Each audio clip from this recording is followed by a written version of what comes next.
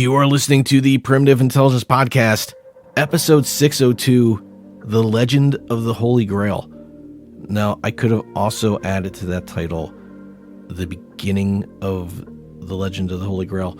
Look, I'm not a religious person. This is literally the beginning of my research into it. There's things about what I thought I knew the Grail was that I had no idea. And I had a lot of misconceptions, and I thought there was a lot more concrete information than there really is. This Come Along With Me and Learn episode of the Primitive Intelligence Podcast starts now.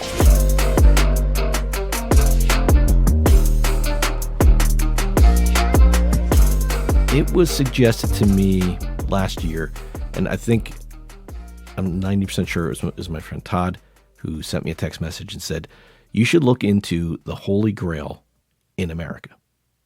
I thought, oh, that's pretty cool. I'm going to do that. I'll look into that. So since then, I've been looking here and there, and I've been reading up on the internet and watching some videos, and watched a couple episodes of I think it was a History Channel TV show. It was a little hokey, very made for TV. And of course, they had someone who was related to Prince of Wales or somebody who had the Grail and came over to the United States. And just, it's amazing how you find those people when you're making a TV show. But those stories, those TV shows and those videos I watched, they really made me wonder, what exactly are people looking for? What is the Holy Grail? It's not just one thing. And I'm going to point that out here. So I started with the most simple question in that line of questions. The simplest, the most basic one is, what is a grail? Not what is the Holy Grail. What's a grail? What's an unholy grail? What's just a normal grail? So I looked it up online, and the definition I got was this. Grail is a noun. In medieval legend, the cup or platter used by Jesus at the Last Supper, and in which Joseph of Arimathea received Christ's blood at the cross. Quests were undertaken by the medieval knights are described in versions of the Arthurian legends written from the early 13th century onward, or it could also be a thing that is eagerly or earnestly pursued or sought after. And one of the examples I give is a cure for the common cold is the medical Holy Grail. Now, the origin of the word comes from Old French graal and from medieval Latin gradalis, both of which mean dish. But there's always a but. That is just one form that the Holy Grail takes throughout all these stories. Sometimes it's food related, right? It's a serving tray or a dish or a platter or a goblet, or a chalice. Sometimes it's a weapon. It's a lance or sword or spear. It could be a stone or a skull or a book or a cauldron, or it could be the Sang Graal, the royal blood, or the direct descendants of Jesus. Depending on the story, it could be any of these things. So what are people looking for? Now, the Grail, in its most the way most people think of the Grail, it's a legendary sacred vessel with ties to the chalice of the Eucharist or the dish of the Paschal Lamb. I think I'm saying that. It's a central theme in medieval Romance literature. Its conception varies across texts. Its nature vaguely defined or sometimes completely unexplained, as seen in Christian's Percival poem. The word Grail is derived, like I said, from gradulus or graal, meaning dish in medieval Latin, suggesting a vessel for serving food. The literary tradition surrounding the Grail is intertwined with the stories of Percival and King Arthur, although it was originally independent from those. The Grail romances, primarily composed between 1180 and 1240, can be divided into quest and early history versions. The quest versions focus on the search for the Grail and the hero's adventures, while the history versions obviously delve into the history of the Grail itself. The legends attribute the Grail's origin to Joseph of Arimathea, with its significance intertwined with Christian symbolism, although, again, its origins remain completely obscured. I always thought that the Grail had this long-standing place or legend in religion, possibly going back 2,000 years. But it doesn't appear to be the case. There's several origins, like I said, and this is like a recurring theme. There's all these origins for it, but it never actually gets an origin. The Welsh tales in the Mabinogion. So I've referenced this book before, and in the Mystery of Cicada 3301, encoded in some of those images were passages from the Mabinogion. So the book tells the tragic story of Branwen, the sister of the Welsh king Bran. Now, Branwen marries the Irish king Matholwch. I probably completely butchered that. But she faces mistreatment and abuse from him, so she sends word to her brother, Bran, who intervenes and attempts to reconcile the kingdoms. However, this does not go well, and it escalates, leading to this devastating war. And despite Bran's efforts, Branwen's son is killed, and she dies of a broken heart. Now, this story, somewhere in this story, there's also the death of Bran, and his head is served on a platter. The platter in this story is the Grail. So you've got this head, there's blood. It's kind of dark and gross. The story highlights themes of betrayal, diplomacy, and the consequences of pride and revenge. This was originally published back in 1840, but the stories go back pretty far. Then, as mentioned before, there's the story of Percival, the story of the Grail. This is a medieval romance centered around the character Percival and his quest for the Holy Grail. It's written by Christian de Troyes, and it follows Percival's journey from a naive young man raised in isolation to a knight of the Round Table. And along the way, Percival encounters various challenges, including the mysterious castle where he witnesses the Grail procession. But he fails to ask the crucial question that would heal the Fisher King and restore prosperity to the land. Now, the Fisher King is the keeper of the Grail, and as such is granted eternal life as long as he's the keeper of the Grail, but not eternal youth. So he'll age, and only when the proper question is asked is he healed. And he may be released from his duties if the person who asked the question agrees to become the keeper or something like that. Now, despite his initial failure, Percival learns from his experiences and eventually fulfills his destiny by achieving the Grail quest. And this story, again, explores the themes of chivalry, redemption, and the search for spiritual enlightenment, diplomacy, personal growth, just like the Mabinogion. It's an unfinished story, though, the original story by de Troyes.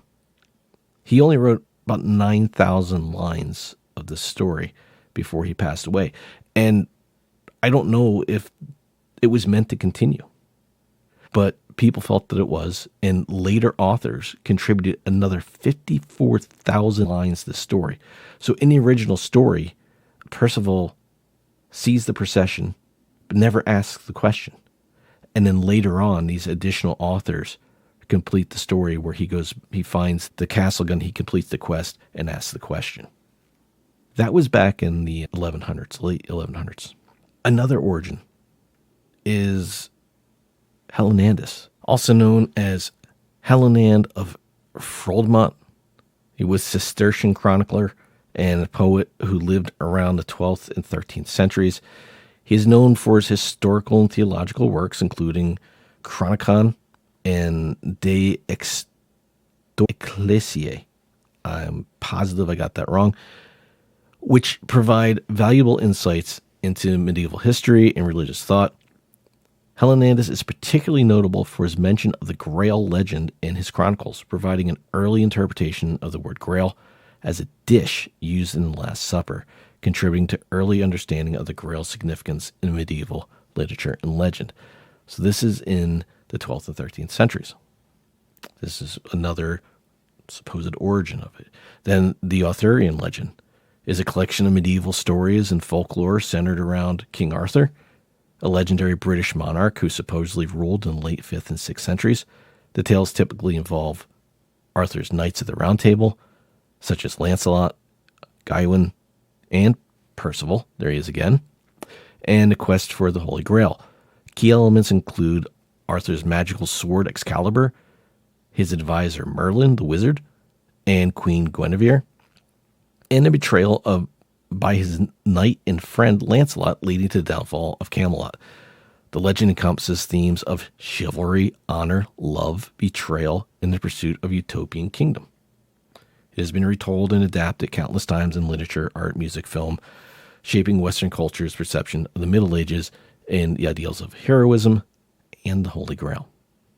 And yet, another version of the Grail, the Sangreal, often translated as Holy Grail.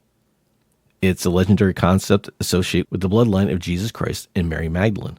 According to some medieval and later literature, particularly the works of the Arthurian legends and Grail romances, the Sangreal represents the lineage descended from Jesus and Mary Magdalene, preserving their royal blood. This idea is often intertwined with the belief that the descendants carried secret knowledge or divine powers, and some stories suggest that the Grail itself is a physical representation of the bloodline. No actual proof of any of this, and it's primarily a product of medieval mythology and literature. There's no historical evidence to support it. It, however, has captured the imagination of many and continues to be a subject of fascination and speculation in popular culture.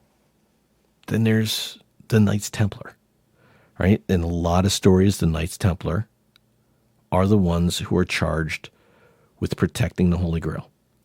If it's about to be discovered, they move it. And if you're following the idea of the story of Percival and the protector, the Fisher King, the protector of the Grail, is granted eternal life. And, well, Indiana Jones finds the Grail, finds the cave. There's one of the Knights Templar there. It's been there for hundreds of years, guarding the Grail. What about the Knights Templar? Well, they were real. The Knights Templar were a medieval Christian military order founded in the early 12th century, originally to protect Christian pilgrims traveling to the Holy Land during the Crusades. They quickly grew in wealth and power, establishing networks of castles, churches, and economic ventures across Europe and the Middle East, including things like credit. How about that? The Templars are known for their distinctive white mantles adorned with a red cross, and they became highly influential in both military and financial matters. However, their prominence also attracted jealousy and suspicion, and in 1307, King Philip IV of France, in collaboration with Pope Clement V, initiated a crackdown on the Templars, accusing them of heresy, corruption, and other crimes. Many of the Templars were arrested, tortured, and executed, and the order was eventually disbanded by the papal decree in 1312. The Templars' legacy continues to fascinate historians, and conspiracy theorists alike, with various myths and legends surrounding their supposed hidden treasures, secrets, and influence, including the Holy Grail and the Ark of the Covenant. Now, it's the Templars that supposedly took the Grail to England, and then I think it was Prince Henry, I don't remember, Henry Sinclair, and he vanished from Wales, and they think he wound up in America with the Grail, and it wound up in Oak Island for a while, and then it was in other places in Nova Scotia, and then it vanished from there, and who knows? Who knows where it went from there? And then there's this podcast to listen to this week. Over the past week, I've been listening to different versions. I listened to a podcast, a couple of them from BBC4, where they talk about the Holy Grail. There was a podcast that was, from 2017, and the host was talking to, I want to say his name was William F. Mann, and at the time, he was the Grand I don't see dragon, grand, whatever, of the Knights Templar, Order of the Knights Templar. There's like a current modern version of the Knights Templar, and he was the leader of them. And he had written a few books. I think he had written 2 books at the time. He was releasing his third back in 2017. And the book was to be released like the week after this podcast. And the idea was from the author that once this book was released, all the information needed to find the Grail, basically the location of the Holy Grail, was going to be in this book. And all you had to do was read it and then go find it. And it would change the world. It would go to the right people, and it would change the world. That was in 2017. He's had a few books after that. Apparently, nobody found it, or he never said. So who knows about that? But in another podcast I was listening to, and I went through my history. I just listened to it like 2 days ago, and went through my history. I can't find it. It's just gone. I'll pull it up. But it went through all these different variations of what the Grail is, the different stories, a lot of stuff I touched on.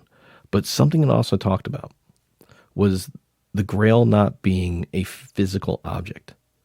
And I kind of like this idea that the Grail isn't a thing to go out and search for, but the Grail is a thing that you need to go within the search for.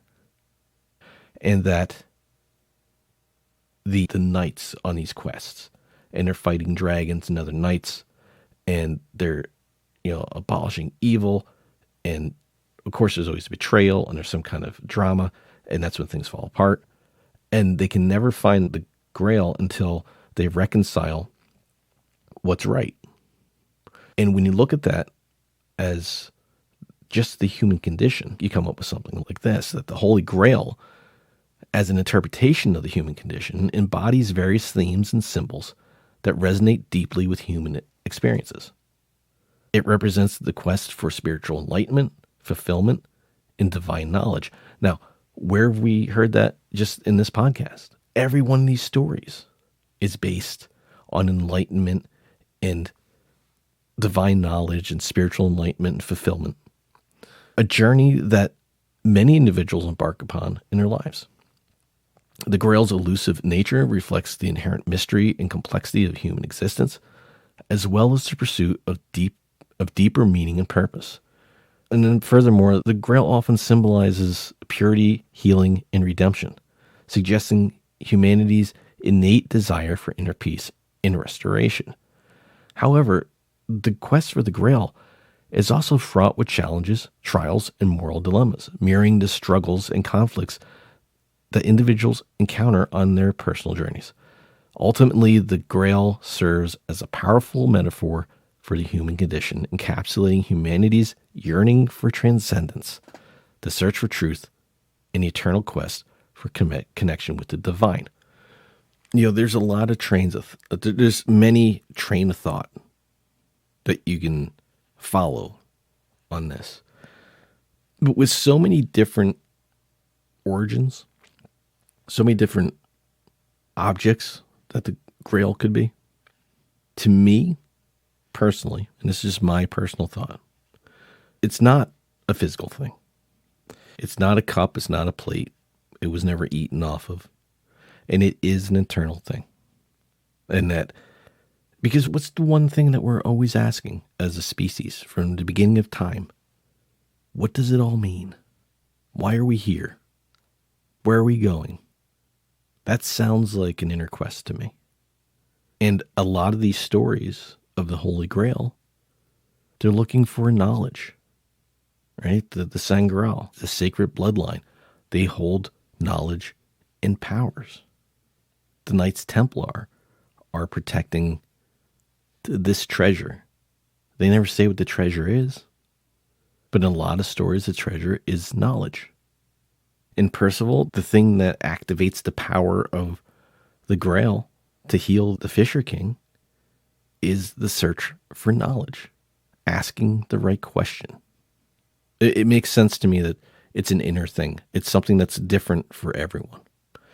The The podcast I listened to stated that in a lot of these stories, there's got to be a purity. There's got to be an understanding with that individual.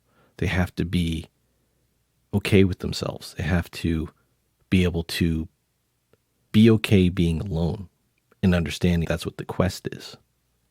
And there's a lot of that in self-reflection. There's a lot of people who, when I go backpacking, if I just go hiking, if I go solo somewhere, I'm out there on the trail in my own head for days at a time. And several people have mentioned to me, they don't know if they could do that. They don't know if they could be alone with themselves in their own head for that long. And it's kind of it was a weird thing to hear the first time I heard that. Now, I'm not trying to say I'm enlightened because I can do it, but I understand the reasoning behind it. If you don't ever stop, if you're always distracted by things, regardless what it is, if it's technology or a job or a person or anything, if you're constantly distracted by that, or you're always looking for a distraction, you're never focusing on yourself. And maybe that's the whole point of what the Grail is. It's not about going out and trying to find something. That's the distraction. Going out to find something. I'm not saying that don't go outside or don't go places. Look inwards more than you look outwards. I think that's what the Grail, what the story of the Grail, what the origin of the Grail actually is. And I'm probably completely wrong. And like I said, this is just the beginning. There's a lot to the Grail. Obviously, the story has been told since the 1100s or earlier. So I didn't just answer it. I'm not that smart. But that description makes a lot of sense to me. So I'm going to look into all of these possibilities in the future. All these different versions of the Grail. Now, the ones that really catch my attention are obviously the human condition side of it, but also the Saint Grail, even though it seems to be much less grounded than a lot of the other stories. Although I guess none of them really are they? They all came from poems and verse or visions or ideas. But I will look into more of them, and I'll cover them on future episodes because this is just fascinating. And there's way more to this. Like I said, I always thought just hearing the word Holy Grail that it was a cup and somebody hit it and it's worth some money. That's why people are looking for it. Basically, that's what you think. Or it has some kind of religious quality to it that people want to preserve. But there's some kind of value to this object. And it turns out that the object isn't as important as the idea. And regardless of whether you see it as a thing or as an idea, there's still that value there. So yeah, my idea of it has really grown looking into it, and I'll look more into it. So I hope you guys enjoyed this, and it's a little bit of a shorter episode. But there's so many ways this could go, so many different versions of this, that just the introduction was enough to fill quite a bit of time.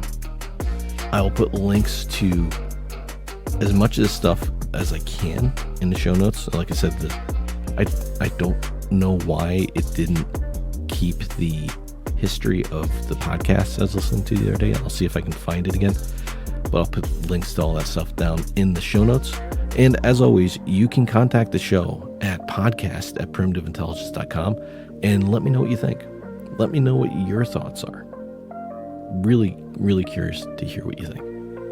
That's going to do it for me for this week. And I'm going to research some more stuff for 603. I know that there's a lot of UFO, UAP stuff. And I'm trying to get away from that a little bit. I mean, I still like those stories, and I'm still going to do stuff on it, but trying to pull some different stories. But right now it's really hard because there's a lot of stuff out there right now about UFOs and UAPs. And it's hard to avoid that. And then I start looking at one thing and then stories pop up, and so I got all kinds of of things planned, but we'll keep on going with the season. I hope you guys are enjoying it so far. I know we're only at the end of the second one, but appreciate you listening. Thanks for joining me for this kind of kickstart to the Holy Grail. That's going to do it for me. Enjoy the rest of your week. See ya.